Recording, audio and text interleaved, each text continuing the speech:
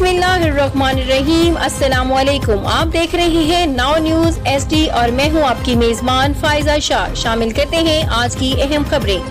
फैसलाबाद से bureau chief Syed Shahrukh की report के मुताबिक जिला भर में तजावजात माफिया के खिलाफ मुहिम को मजीद तेज़ कर दिया गया है। इस ज़मान में तहसील जड़ावाला के बाज़ारों में तजावजात के खिलाफ ऑपरेशन किया गया। इस मौका पर मशीनरी के जरिए पुख्ता और आजी तजावजात का सफाया कर दिया गया, जबकि तजावज़शुदा सामान भी जब्त कराया गया। असिस्टेंट कमिश्नर जड़ावाला राना सफदर शबीर ने कहा कि बाज़ारों का हुसन बरकरार रखने के लिए तजावजात का खात्मा नागुज़ीर है।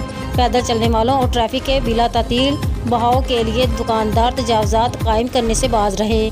बसूरत देगर ना सिर्फ तामीरात मसमार बल्कि सामान भी जब्त और नाकाबिले वापसी होगा और कानूनी कार्रवाई का भी सामना करना पड़ेगा।